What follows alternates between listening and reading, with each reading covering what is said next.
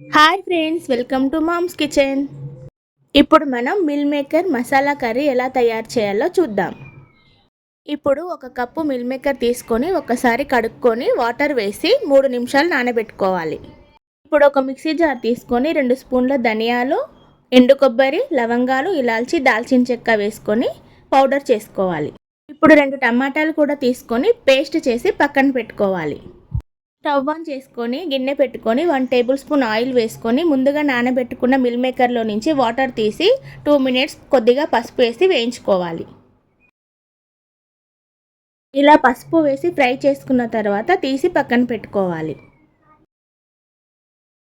ఇప్పుడు అదే ప్యాన్లో 3 టేబుల్ స్పూన్ ఆయిల్ వేసుకొని లవంగం, ఇలాచి, దాల్చిన చెక్క, బగారా ఆకు వేసుకోవాలి. 1 కప్పు ఉల్లిపాయలు కూడా వేసుకొని పచ్చిమిర్చి, అల్లం వెల్లుల్లి పేస్ట్, పసుపు వేసుకొని వేయించాలి. ముందుగా రెడీ చేసి పెట్టుకున్న పేస్ట్ కూడా వేసుకొని ఆయిల్ పైకి వచ్చేంత వరకు కలుపుకోవాలి. ఇప్పుడు ఇందులో 2 టేబుల్ స్పూన్ కారం, 1 స్పూన్ ఉప్పు, ముందుగా వేయించి పెట్టుకున్న మిల్ మేకర్ కూడా వేసుకొని కలుపుకున్న తర్వాత 1 కప్పు వాటర్ వేసి ఉడికించుకోవాలి.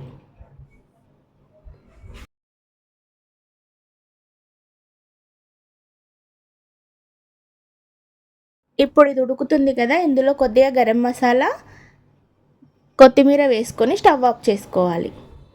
అంతే అండి, మన meal maker masala curry ready. Meal మేకర్లో ప్రోటీన్స్ ఎక్కువగా ఉంటాయి.